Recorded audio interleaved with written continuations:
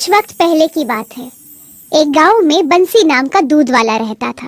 बंसी के पास गाय और भैंस थी, जिसका दूध निकाल कर वो बेचता था और उसी आमदनी से अपना घर बार चलाता था। गांव में बंसी का बहुत नाम था, क्योंकि वो ईमानदारी से अपना दूध बेचता था। वो अपने दूध में बाकी दूध वालों की तरह मिलावट नहीं करता था। बंसी काफी उदार दिल का था और अपनी गाय और भैंस का बड़ा ख्याल रखता था। बंसी अकेला था, तो उसे ज्यादा आमदनी नहीं चाहिए होती थी अपने जीवन निर्वाह के लिए। तो बंसी हर रोज अपनी कुछ आमदनी बचा के अपनी पुरानी पुश्तैनी पेटी में रखता था, ताकि जरूरत के समय वो आमदनी उसके काम आ सके। ऐसा ही काफी दिनों तक चलता रहा। बंसी ने अपने भविष्य के लिए अच्छी आमदनी जमा कर ली थी। अरे वाह, मालिक की मेहरबानी से मेरे पास तो बहुत अच्छी आमदनी बची हुई है। थोड़ी आमदनी मैं और जोड़कर अपने लिए एक घर ले लूंगा अच्छा सा, और मेरी इन गाय और भैंसों के लिए अच्छी सी गौशाला भी बनवा लूंगा। चलो, अब रात हो गई है, चलकर सोना चाहिए। अपनी कमाई हुई आमदनी पेटी में पुरानी आमदनी के साथ रखकर बंसी सोने चला गया और उस रात एक चोर उसके घर आया और उसकी पेटी में से बचाई हुई आमदनी लेकर चला गया। जब सुबह बंसी उठा तो उसने देखा कि उसकी पेटी खुली पड़ी है। जब नजदीक जाकर उसने देखा तो उसे पता चला कि उसकी आमदनी कोई चुरा कर भाग गया है। बंसी के तो होश ही उड़ गए थे और वो रोने लगा। उसे समझ में नहीं आ रहा था कि अब क्या किया जाए। उसने सालों की मेहनत करके जो आमदनी इकट्ठा की थी, वो कोई एक रात में चुरा के ले गया। वो घर उदास बैठा ही था कि उसके वहाँ उसका मित्र रामू आया, जो बंसी से दूध खरीदता था। अरे, आज तो सुबह आया नहीं? हाँ, मैं तेरी राह देख रहा था। आया क्यों नहीं आज? तबीयत तो ठीक है तेरी? रामू, आज मेरे पास दूध नहीं है। आज तुम कहीं और से दूध की व्यवस्था कर लो। अरे अरे अरे, क्या हुआ? बताओ, इतने उदास क्यों हो? क्या बात हुई? मैंने इतने साल कड़ी मेहनत करके जो आमदनी इकट्ठा की थी, वो कोई एक रात में चुरा कर भाग गया। क्या मतलब हुआ मेरी इतने साल की मेहनत करने का? अरे भैया चुप हो जाओ। इस वजह से क्या तुम दूध बेचना बंद कर दोगे? हाँ, ये तो कोई बात नहीं हुई। तुम ऐसा करो, राजा अकबर से मिलो जाकर। वो चोर को जरूर ढूंढ देंगे और तुम्हारी मदद भी करेंगे। एक दूध वाले की मदद करने के लिए राजा अपना कीमती समय क्यों देंगे? बंसी, उन्होंने एक न्यायालय का निर्माण किया हुआ है, जहाँ छोटे मोटे विवादों का समाधान किया जाता है। मुझे यकीन है कि तुम्हें वहाँ न्याय जरूर मिलेगा।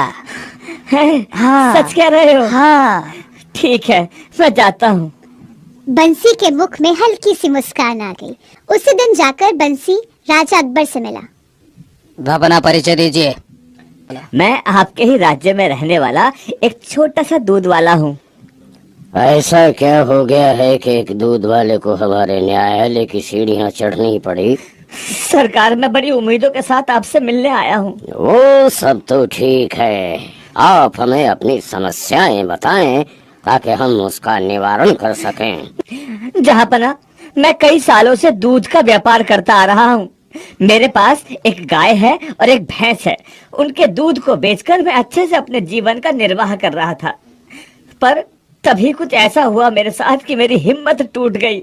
मैंने अपने भविष्य के लिए कुछ पूंजी जमा कर रखी थी। ये बात हमें आपकी अच्छी लगी कि हर एक इंसान को अपने जीवन में निर्वाह के साथ अपने भविष्य का भी ख्याल रखना चाहिए। आगे बढ़िए। जनाब, मैं अपनी पुश्तैनी पेटी में आमदनी जमा करता था। कुछ समय में मुझे अपने लिए एक अच्छा घर और अपनी गाय भैंसों के लिए अच्छी सी गौशाला लेनी थी, पर कल रात कोई आदमी चोरी करके वो सब कुछ ले गया।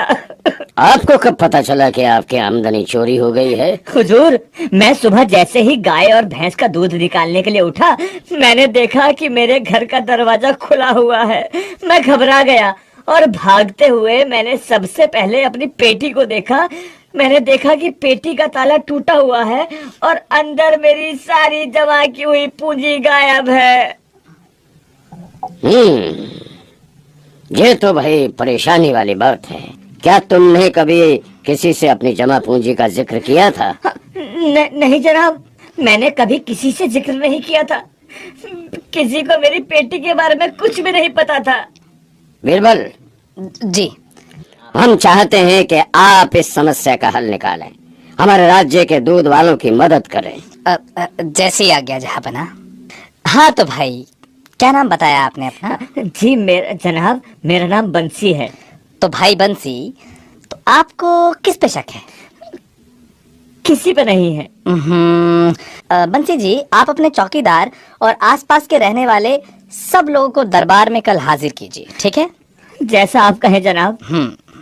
दूसरे दिन बंसी ने अपने आसपास में रहने वाले कुछ लोगों को बुलाया और चौकीदार और उसके घर में काम करने वाले कुछ और लोगों को भी उसने दरबार में पेश किया। बीरबल, जी हुजूर। तो अब क्या कहना है आपको? क्या आपने चोर को पकड़ लिया है? क्या आपको पता है इनमें से कौन चोर है? नहीं जहाँपना, पर मेरे पास एक तरकीब है। मेरे पास कुछ जादुई लकड़ियां हैं, मैं ये लकड़ियां इन सबको दूंगा। जादुई लकड़ियां? ये तो बड़ा दिलचस्प है। तो ये बताओ बीरबल, ये लकड़ियां तुम्हारी मदद कैसे करेंगी चोर को ढूंढने में? जहाँपना, कल सुबह हम इन सबको लकड़ियों के साथ बुलाएंगे।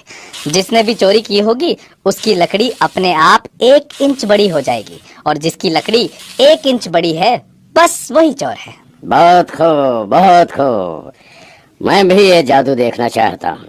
कल सुबह आप सब लोग यहाँ पर इस लकड़ी के साथ हाजिर होंगे। जी हुजूर, जी हुजूर, जी हुजूर। जी हुजूर। दूसरे दिन न्यायालय में सब अपने समय से हाजिर हो गए थे। बीरबल ने सबकी लकड़ियां इकट्ठा करना शुरू किया। सबने अपनी लकड़ियां दे दी और विचार कर रहे बीरबल से अकबर ने कहा, हाँ तो बीरबल, कौन है गुनहगार? क्या पता चला आपको इन जादुई लकड़ियों से? जहाँपना, मैंने चोर को ढूंढ लिया है। ये चौकीदार ही चोर है। नहीं जहाँपना, मैंने कुछ भी नहीं किया। बीरबल, आप इस नतीजे पर कैसे पहुंचे? जहाँपना, ये कोई जादुई लकड़ियां नहीं है। ये पेड़ से एक ही माप में काटी हुई साधारण सी लकड़ियां हैं। जब मैंने कल बोला कि जो भी चोर होगा उसकी लकड़ी अपने आप 1 इंच बड़ी हो जाएगी, तो ये चौकीदार ने डर कर इस लकड़ी को 1 इंच काट दिया, ताकि जब ये 1 इंच बड़ी हो जाए तो बाकी लकड़ियों के समान ही रह जाए।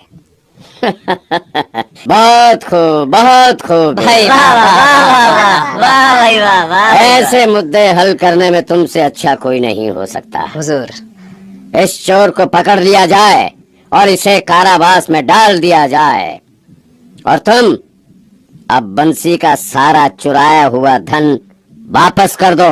महाराज की जय हो। और इस तरह बीरबल ने अपनी समझदारी और सूझबूझ से एक और इंसाफ किया।